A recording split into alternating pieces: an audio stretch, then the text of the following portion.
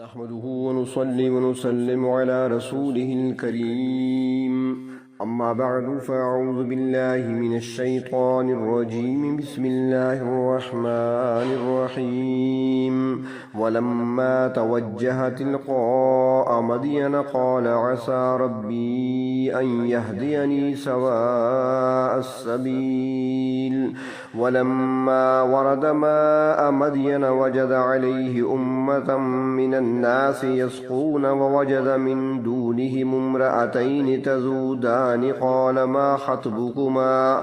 قالتا لا نسقي حتى يصدر الرعاء وأبونا شيخ كبير فسقى لهما ثم تولى إلى الظل فقال رب إني لما أنزلت إلي من خير فقير فجاءته إحداهما تمشي على استحياء قالت إن أبي يدعوك ليجزيك أجر ما سقيت لنا فلما جاءه وقص عليه القصص قال لا تخف نجوت من القوم الظالمين صدق الله مولانا العظيم اللهم صل على سيدنا محمد وعلى آل سيدنا محمد وبارك وسلم سورۃ قصص کی آیت نمبر 22 تا آیت نمبر 25۔ جیسا کہ پہلے گزر چکا ہے کہ حضرت موسیٰ علیہ السلام کے ہاتھوں ایک فرعونی شخص قتل ہو گیا، تو اب فرعون کے دربار میں یہ مشورہ ہونے لگا کہ حضرت موسیٰ علیہ السلام کے بارے میں کیا کیا جائے۔ تو اس دوران ایک مومن شخص حضرت موسیٰ علیہ السلام کے پاس دوڑتا ہوا آیا اور آ کر اس نے فرعون کے دربار میں ہونے والے مشورے سے حضرت موسیٰ علیہ السلام کو آگاہ کیا اور ساتھ ہی مشورہ دیا کہ آپ یہاں سے چلے جائیں۔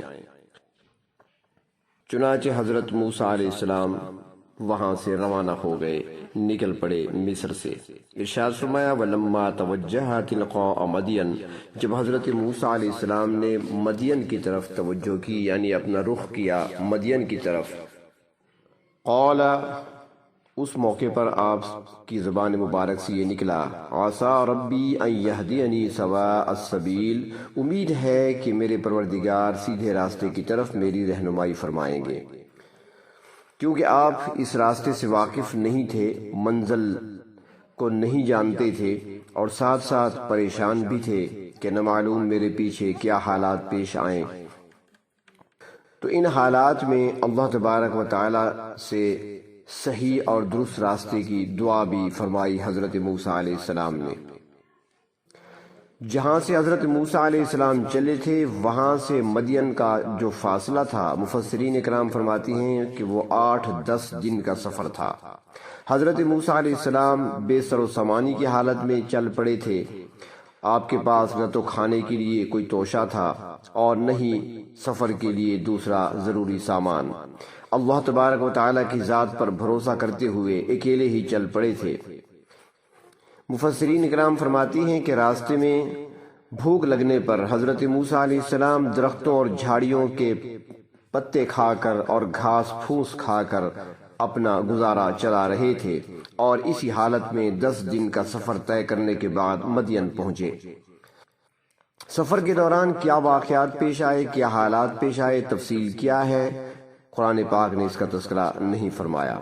جب وہاں پہنچ گئے تو وہاں پہنچ جانے کے بعد کے حالات کو بیان کیا گیا۔ فرمایا وَلَمَّا وَرَدَ مَاءَ مَدْيَنَ، جب آپ مدین کے پانی یعنی وہاں پر کنویں پہ پہنچے جہاں سے لوگ پانی بھرا کرتے تھے، وَجَدَ عَلَيْهِ أُمَّةً مِّنَ النَّاسِ يَسْقُونَ، تو آپ نے وہاں پر لوگوں کی ایک جماعت کو دیکھا جو جانوروں کو پانی پلا رہے تھے۔ حضرات مفسرین یہ بھی لکھتے ہیں کہ حضرت موسیٰ علیہ السلام مدین کی طرف کیوں چل پڑے، فرماتی ہیں کہ اس کا خیال اللہ تبارک و تعالیٰ نے ہی آپ کے دل میں ڈالا، اور اس مقام کے ساتھ کچھ نسبت بھی تھی، اور وہ نسبت یہ تھی کہ جو مدین کی بستی تھی یہ حضرت ابراہیم علیہ السلام کے بیٹے کے نام سے موسوم تھی۔ حضرت ابراہیم علیہ السلام کے ایک بیٹے کا نام مدین تھا، اور حضرت موسیٰ علیہ السلام بھی حضرت ابراہیم علیہ السلام کی اولاد میں سے تھے، تو اللہ تبارک و تعالیٰ نے ایک طرح کی ایک ایسی خاص کشش پیدا کر دی کہ حضرت موسیٰ علیہ السلام کا رخ مدین کی طرف ہو گیا۔ آج بھی سیاح لوگ، سیر کرنے والے لوگ وہاں جاتے ہیں۔ اب وہاں پر آبادی تو کوئی نہیں ہے، مگر کھنڈرات اب بھی وہاں پر ہیں، اور وہاں پر وہ تصویروں میں کنویں بھی دکھاتے ہیں۔ اب تو وہ کنویں ویران پڑے ہیں، اور ان میں سے ایک کنویں کے بارے میں کہا جاتا ہے کہ یہی کنواں تھا جس سے حضرت موسیٰ علیہ السلام نے پانی نکالا تھا اور حضرت شعیب علیہ السلام کی بکریوں کو پلایا تھا، اور اس زمانے میں یہ کنواں آباد تھا اور اس علاقے کے لوگ اپنی ضروریات اس کنویں سے ہی پوری کیا کرتے تھے۔ تو حضرت موسیٰ علیہ السلام 10 دن کا سفر طے کرنے کے بعد تھکے ہوئے مدین کے کنویں پر پہنچے۔ وہاں دیکھا کہ لوگ اپنے جانوروں کو پانی پلا رہے تھے۔ وَوَجَدَ مِن دُونِهِمُ امْرَأَتَيْنِ تَذُودَانِ، ان لوگوں کے علاوہ حضرت موسیٰ علیہ السلام نے 2 عورتوں کو دیکھا جو اپنے جانوروں کو پانی پر جانے سے روک رہی تھیں۔ حضرت موسیٰ علیہ السلام شروع سے ہی کمزوروں کے مددگار تھے، حمایت کرنے والے تھے اور ظالموں کے خلاف آواز بلند کرنے والے تھے۔ یہ ماجرا جب دیکھا حضرت موسیٰ علیہ السلام نے تو خاموش نہ رہ سکے اور ان 2 عورتوں کی طرف متوجہ ہوئے۔ قال ما خطبکما، کہنے لگے تم دونوں کا کیا حال ہے، یعنی کیا وجہ ہے کہ سارے لوگ اپنی بکریوں کو پانی پلا رہے ہیں اور تم اپنی بکریوں کو پانی کی طرف جانے سے روک رہی ہو، جبکہ تمہاری بکریاں بھی پیاسی ہیں، ان کو بھی پانی کی ضرورت ہے۔ تو انہوں نے اپنی مجبوری کا اظہار اس طرح کیا کہ قالتا لا نسقی حتی یصدر الرعاء، دونوں نے کہا کہ ہم اپنے جانوروں کو اس وقت تک پانی نہیں پلا سکتی جب تک یہ چرواہے اپنے جانوروں کو سیراب کر کے یہاں سے چلے نہیں جاتے۔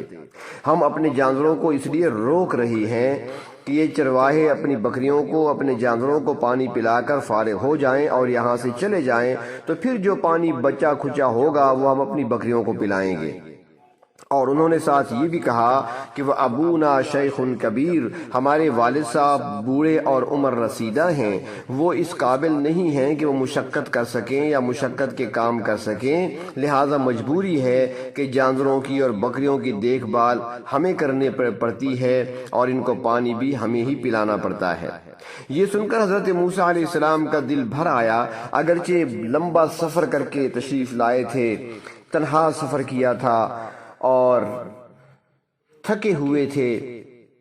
مگر انہوں نے ان لڑکیوں کی مدد کرنا بھی ضروری سمجھا۔ فَسَقَا لَهُمَا، چنانچہ حضرت موسیٰ علیہ السلام نے ان کے جانوروں کو پانی نکال کر پلایا۔ حضرت موسیٰ علیہ السلام کو کچھ عرصے بعد چونکہ نبوت سے سرفراز کرنا تھا اللہ رب العزت نے، اس لیے پہلے مختلف آزمائشوں میں ڈالا جا رہا تھا۔ سورۃ طٰہٰ میں اللہ تبارک و تعالیٰ کا ارشاد ہے وَفَتَنَّاكَ فُتُونًا، ہم نے تمہیں مختلف طریقوں سے آزمایا۔ مصر سے لے کر مدین تک کا یہ لمبا سفر، 10 دن کا طویل سفر، یہ بھی ایک آزمائش تھی۔ جب حضرت موسیٰ علیہ السلام پیدا ہوئے تھے تو ان کی پیدائش کے ساتھ ہی آزمائش شروع ہو گئی تھی، اور اس کے بعد بھی آپ کو کئی مرتبہ آزمایا گیا، مگر ہر موقع پر آپ سرخرو ہوئے۔ تو اب یہاں پر مسافر تھے، تنہا تشریف لائے تھے، بھوکے بھی تھے، تھکے ہوئے بھی تھے، مگر دل میں شفقت کا جذبہ تھا اور انہوں نے ان عورتوں کے جانوروں کو پانی پلایا۔ انبیاء علیہ السلام کے جذبات ایسے ہی پاکیزہ ہوا کرتے ہیں، وہ خود بھوکے پیاسے رہ کر دوسروں کو کھلاتے پلاتے ہیں۔ ان کی نیت خالص ہوا کرتی ہے، ان کے عزائم نیک ہوا کرتے ہیں۔ وہ غریب الوطنی میں بھی جو مستحق لوگ ہوتے ہیں ان کی مدد کرنا اپنے لیے ضروری سمجھتے ہیں، چنانچہ حضرت موسیٰ علیہ السلام نے بھی یہی کام کیا۔ حدیث شریف میں آتا ہے، حضرت عمر رضی اللہ تعالیٰ عنہ سے منقول ہے، وہ فرماتے ہیں کہ اس علاقے کے چرواہے جب اپنے جانوروں کو پانی پلا دیتے تھے تو کنویں پر بھاری پتھر رکھ کر وہاں سے جاتے تاکہ کوئی دوسرا شخص پانی نہ نکال سکے، اور وہ پتھر ایسا تھا کہ جسے 10 آدمی بڑی مشکل سے ہٹاتے تھے، مگر حضرت موسیٰ علیہ السلام نے اکیلے ہی اس پتھر کو وہاں سے ہٹایا اور پانی کا ایک ڈول نکالا اور بکریوں کو پانی پلایا۔ یہاں پر اللہ تبارک و تعالی نے مشقت کا کام کرنے والی حضرت شعیب علیہ السلام کی بیٹیوں کا تذکرہ فرمایا، لیکن ساتھ بتا دیا کہ ان کی مجبوری تھی، ورنہ مشقت کے کام کرنا یہ مردوں کی ذمہ داری ہے نہ کہ عورتوں کی۔ تو جب حضرت موسیٰ علیہ السلام ہمدردانہ جذبے کے تحت 2 عورتوں کی بکریوں کو پانی پلا چکے، ثم تولا الی الظل، تو پھر آپ سائے کی طرف پلٹے۔ قریب ہی کوئی درخت تھا، اس کے نیچے بیٹھ گئے۔ اس سے لڑکیوں نے اندازہ لگا لیا کہ یہ کوئی مسافر آدمی ہے اور یہاں کسی کو پہچانتا نہیں ہے، یہاں اس کا کوئی جان پہچان والا نہیں ہے، کوئی رشتہ دار نہیں ہے۔ وہ پہچان گئیں تو تھوڑی دیر آرام کرنے کے لیے سائے میں بیٹھ گئے حضرت موسیٰ علیہ السلام، کیونکہ مسافر تھے اور مسافروں کا گھر بار تو نہیں ہوتا، تو پھر آرام کرنے کے لیے ہمیشہ سائے ہی کا رخ کیا جاتا ہے۔ کسی ایسے ہی مسافر نے کہا تھا کہ بیٹھ جاتا ہوں جہاں چھاؤں گھنی ہوتی ہے، ہائے کیا شے غریب الوطنی ہوتی ہے۔ جس طرح دنیا کا مسافر غریب الوطن ہوتا ہے،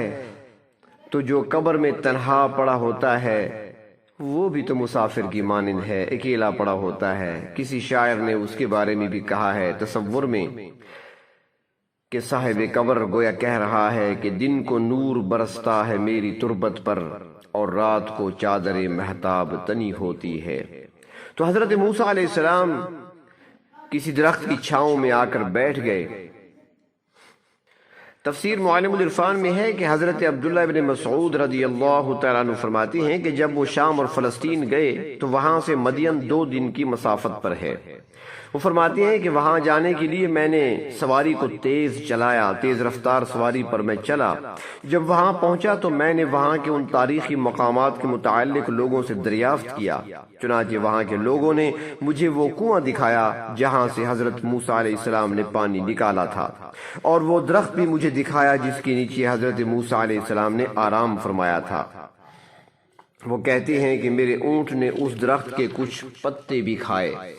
مگر وہ اس کے مزاج کے مطابق نہیں تھے، لہٰذا اس نے پھینک دیے۔ فرماتی ہیں کہ میں نے وہاں حضرت موسیٰ علیہ السلام کے لیے دعا بھی کی اور اس کے بعد واپس آ گیا۔ تو سائے میں بیٹھ کر حضرت موسیٰ علیہ السلام نے اپنی مسافری کو دیکھا، اپنی حالت کو دیکھا، تو پھر دعا کے لیے ہاتھ اٹھائے۔ فقال، اور انہوں نے فرمایا، رب انی لما انزلت الی من خیر فقیر، اے میرے پروردگار آپ میری بہتری کے لیے جو کچھ بھی اتاریں گے میں اس کا محتاج ہوں۔ حضرت موسیٰ علیہ السلام نے نہایت عاجزی کے ساتھ پروردگار عالم کے سامنے ہاتھ پھیلائے اور اللہ رب العزت سے فضل کی بھیک مانگی۔ کتنے اللہ رب العزت کے مقرب بندے ہیں حضرت موسیٰ علیہ السلام، مگر اللہ کے سامنے عاجزی کا کس انداز سے اظہار کر رہے ہیں اور بہتری طلب کر رہے ہیں۔ اللہ تبارک و تعالیٰ بتا رہے ہیں کہ ساری مخلوق اللہ رب العزت کی محتاج ہے، خواہ وہ فرشتے ہوں، خواہ وہ جنات ہوں، خواہ وہ انسان ہوں، خواہ وہ ولی ہوں اور خواہ وہ پیغمبر ہوں۔ اللہ تبارک و تعالیٰ کی رحمت کے بغیر کسی کو جائے پناہ نہیں ہے۔ اللہ رب العزت کا اپنا فرمان ہے سورۃ فاطر میں کہ یا ایھا الناس انتم الفقراء الی اللہ واللہ هو الغنی الحمید، اے لوگو تم سب اللہ کے محتاج ہو اور وہ ذات غنی اور تعریفوں والی ہے۔ ہر جاندار کھانے میں، پینے میں، چلنے میں، صحت میں، آرام کرنے میں، یہاں تک کہ سانس لینے میں بھی اللہ تبارک و تعالیٰ کا محتاج ہے۔ اور سورۃ رحمان میں فرمایا یسألہ من فی السماوات والارض، آسمان و زمین کی ساری مخلوق اسی پروردگار کے در کی سوالی ہے۔ ساری مخلوق مانگنے والی ہے، صرف پروردگار عالم عطا کرنے والے اور دینے والے ہیں۔ تو حضرت موسیٰ علیہ السلام اب سائے میں بیٹھے تھے، دعا سے فارغ ہوئے تھے، تھوڑا وقت ہی گزرا تھا کہ فجاءتہ احداہما تمشی علی استحیاء، کہ ان 2 لڑکیوں میں سے ایک شرم و حیا کے ساتھ چلتی ہوئی حضرت موسیٰ علیہ السلام کے پاس آئی۔ اللہ تبارک و تعالیٰ نے ایک لفظ بیان فرما کر عورتوں کے لیے شرم و حیا کے مسئلہ کی پوری طرح سے حقیقت بیان کر دی۔ حیا تو مردوں کے لیے بھی ضروری ہے، مگر یہ چیز اللہ تبارک و تعالی نے عورت کی فطرت میں رکھ دی ہے۔ نبی اکرم صلی اللہ علیہ وسلم کا فرمان مبارک ہے کہ لا ایمان لمن لا حیاء لہ، جس میں حیا نہیں اس میں ایمان بھی نہیں۔ تو وہ لڑکی بھی شرم و حیا کا پیکر بن کر اور با پردہ ہو کر جھکی ہوئی نگاہوں کے ساتھ حضرت موسیٰ علیہ السلام کے پاس آئی۔ مفسرین فرماتے ہیں کہ حضرت موسیٰ علیہ السلام سے بات کرتے وقت اس نے اپنے منہ پر آستین کا پلو رکھ لیا تھا۔ قالت، اور حضرت موسیٰ علیہ السلام سے اس نے کہا، ان ابی یدعوک، بے شک میرے والد صاحب آپ کو بلاتے ہیں، لیجزیک اجر ما سقیت لنا، تاکہ وہ آپ کو بدلہ دیں اس چیز کا جو آپ نے ہمارے جانوروں کو پانی پلایا ہے۔ مفسرین فرماتے ہیں کہ جب وہ لڑکیاں اپنی بکریوں کو پانی پلا کر واپس اپنے گھر گئیں تو ان کے والد صاحب نے پوچھا کہ آج تم اتنی جلدی کیسے آ گئیں؟ تو انہوں نے بتایا کہ وہاں کنویں پر ہم اپنے انتظار میں معمول کے مطابق کھڑی ہوئی تھیں کہ لوگ پانی پلا کر چلے جائیں گے تو ہم بھی پانی پلائیں گی۔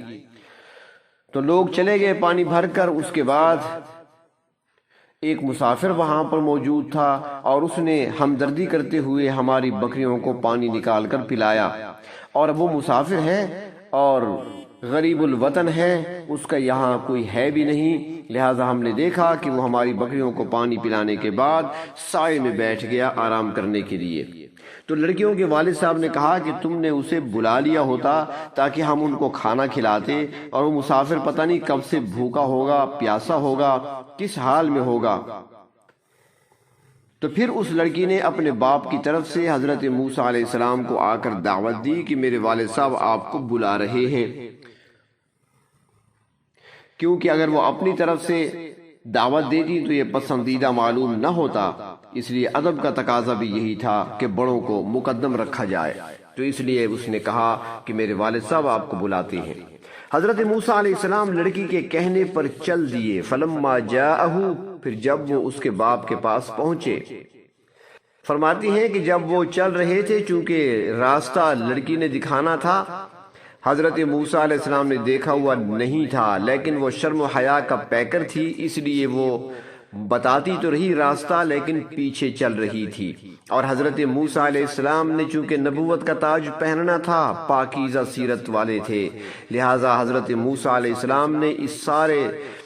وقت میں، یعنی گفتگو کرتے ہوئے یا لڑکی کے ساتھ چلتے ہوئے، لڑکی کے لباس تک کو نہیں دیکھا کہ وہ کس رنگ کا لباس پہنے ہوئے ہے۔ تو جب پہنچ گئے ان کے بچیوں کے باپ کے پاس، وقص علیہ القصص، اور ان کے سامنے اپنا سارا واقعہ بیان کیا کہ اس طرح میرے ہاتھوں سے قتل ہو گیا اور فرعونی حکومت والے مجھے گرفتار کرنا چاہتے تھے، میں وہاں سے بھاگ نکلا ہوں اور یہاں آپ کے پاس، آپ کے علاقے میں آ پہنچا ہوں۔ تو یہ ساری بات سن کر انہوں نے کہا، قال لا تخف، اے موسیٰ آپ خوف نہ کھائیں، نجوت من القوم الظالمین، آپ ظالم قوم کی دست و برد سے اب نکل چکے ہیں۔ جس علاقے میں اب آپ پہنچے ہوئے ہیں اور جہاں ہم رہتے ہیں، یہاں پر فرعون کی عملداری نہیں ہے، نہ اس کے کارندے یہاں آتے ہیں، لہٰذا بے فکر ہو جائیں آپ، اللہ رب العزت نے آپ پر فضل فرمایا ہے اور ان کے ظلم سے آپ کو بچا لیا ہے۔ تفسیر معالم العرفان میں ہے کہ حضرت موسیٰ علیہ السلام کو کھانا پیش کیا گیا تو انہوں نے یہ کہہ کر کھانا کھانے سے انکار کر دیا کہ میں اس خاندان سے تعلق رکھتا ہوں جو نیکی کے کام پر بدلہ نہیں لیا کرتے۔ تو اس کے جواب میں حضرت شعیب علیہ السلام نے فرمایا کہ ہماری عادت بھی یہ ہے کہ ہم مسافروں کو ضرور کھانا کھلاتے ہیں۔ حضرت ابراہیم علیہ السلام کی مہمان نوازی تو مشہور ہے ہی، نبی اکرم صلی اللہ علیہ وسلم کا ارشاد مبارک بھی ہے کہ من لم یکرم ضیفنا فلیس منا، جو شخص مہمان کی عزت نہیں کرتا وہ ہمارے گروہ میں سے نہیں ہے۔ واقف کار کی عزت تو ہر کوئی کرتا ہے، مگر کسی ناواقف کی مہمان نوازی کرنا بھی اتنا ہی ضروری ہے جتنا کسی جان پہچان والے کی مہمان نوازی۔ حدیث شریف میں آتا ہے کہ صحابہ کرام رضی اللہ تعالی عنہم اللہ کے محبوب صلی اللہ علیہ وسلم کے حکم کے مطابق یحفظون الغریب، مسافر کی حفاظت کرتے تھے اور کسی مسافر کو بھوکا پیاسا نہیں چھوڑتے تھے۔ حضرت موسیٰ علیہ السلام کو اپنے گھر میں بلانے والے بزرگ ان کے بارے میں اقوال تو مختلف ہیں، لیکن زیادہ تر یہی کہا جاتا ہے کہ وہ اللہ کے پیغمبر حضرت شعیب علیہ السلام تھے۔ اللہ تبارک و تعالی نے ان کا نام قرآن کریم میں بیان نہیں فرمایا۔ تو حضرت موسیٰ علیہ السلام ان کے پاس پہنچے اور پھر ان کے ساتھ جو قیام کیا اور جو معاہدہ ہوا اس کا ذکر انشاءاللہ اگلے درس میں۔ وآخر دعوانا ان الحمد للہ رب العالمین۔